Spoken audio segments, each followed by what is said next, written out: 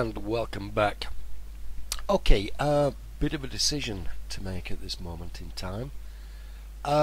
Do I continue modelling this so that I can eventually have it rigged for animation, or have it just as a solid piece of geometry? Now, let's look at this as, let's say it was your model and you wanted it for various things, whether you wanted to use it within a film or as some kind of prop. These are all the things that you have to consider when doing your model. I mean, for instance, let's take these sections down here. That is covered by the wheel plate that we've already constructed. So in a sense, all of this wouldn't be seen if it's housed up within the wing. All you'd need is something that looked like a wheel and that plate, and that would be it. There again, if you wanted to create this model and, well, submit it for somewhere like Turbo Squid, you know, where people can buy these models online, then you may want to actually put more modelling into it and, well, earn more money by actually having them rigged for animation. So always a bit of a question as to how much modelling you want to do and how far you want to take it as far as animation is concerned. Now I'm thinking, well, have this modelled in such a way that we can rig it for animation. So that's the line we're going to take, apart from which it provides you with a lot more insight and a bit more experience on how to actually model all these things. Okay, well, let's get cracking with this then.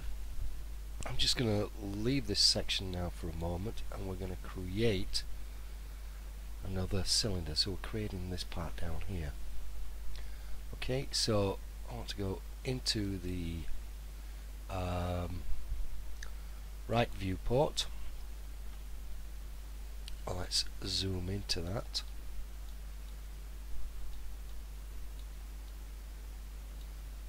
Let's pull it over there. That still doesn't look central to me. Let's pull it down there and just push it over. There it is. That's central. So as we can see, this section here comes up from the middle section. So into our create panel, let's select a cylinder. I'm just going to create the cylinder there. About that. Push it back. I'll have a paler grey this time. Say OK. Let's pop up to our rotate tool and we'll bring this 90 degrees. 90. There we go. W for our select to move. Let's just put that to there. Now into our modify panel, and let's look at the height for this. So we're going to increase this height, and as we can see, it comes down to, and it's down to about there. But how much of a length do I need on it? Well, I'm going to take that back up to this point here. Looking at the construction of this, I'm not entirely sure that it is hydraulic. I think it's spring, because there's a bolt on top, a big nut there.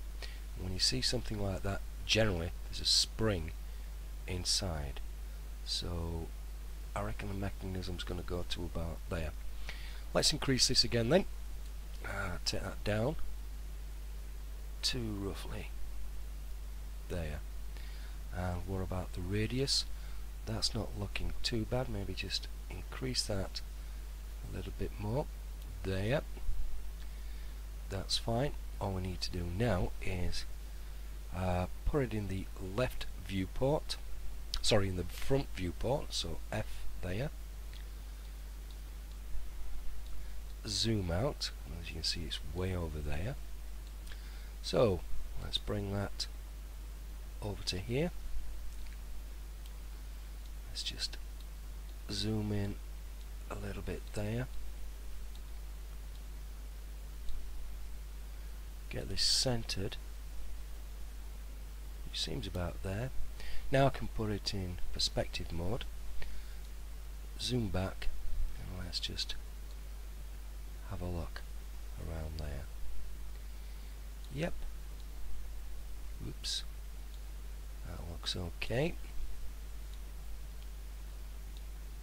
It fits nicely in there. Okay, I'm happy with that.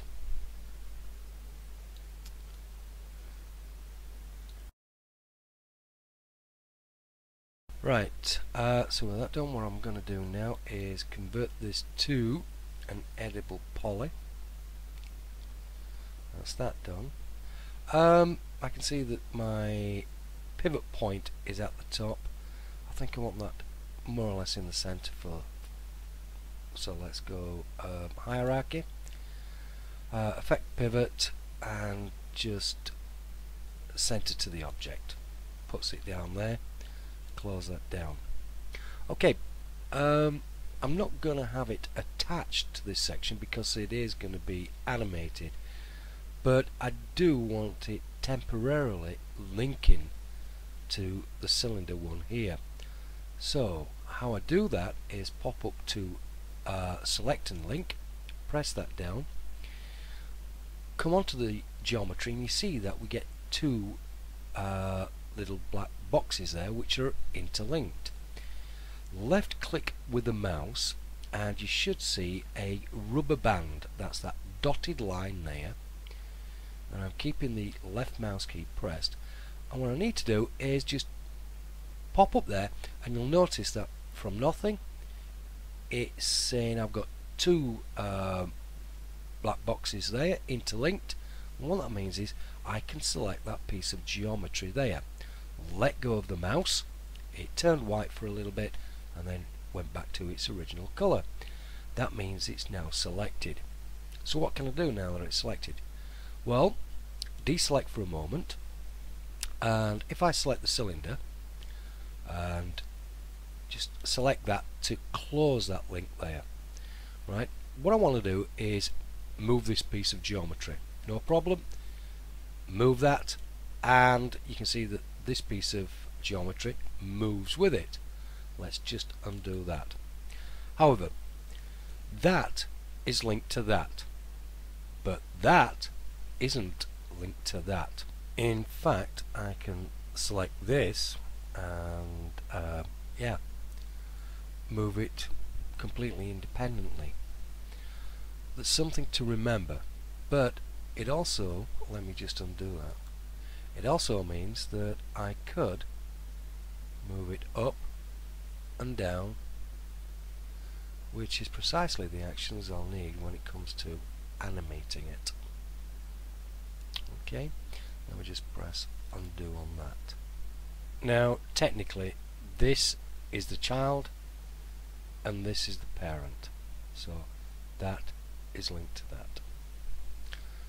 Okay, let's just move that center a bit more. Now, looking at our reference image here, we can see that there is a cup or a sleeve that is fitted to the bottom. Okay, it looks cylindrical, so let's make another cylinder for that. We'll pop up to our look in the right place, Mike. We'll look in the right viewport, go zoom,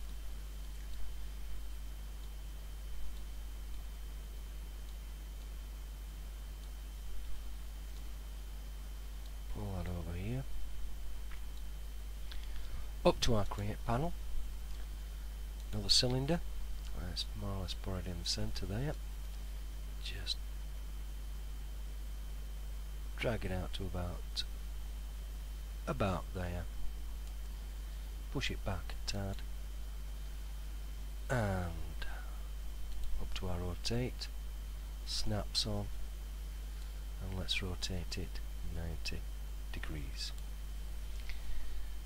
and W for our move tool. Let's just center that line straight up there and possibly pull that to about there. Okay, into our modify panel. 32 size, we'll keep it at that. Height segments, yep. Radius, what about height? Looking at that, looks a little bit thicker, so let's increase our height. Yeah, something about that, so bring it up to center and leave it at that for the time being. In fact, what we'll do is just convert this to an editable poly. And it's coming up to that time again, so I think we'll continue this in the next session. Until then, I'll catch you later.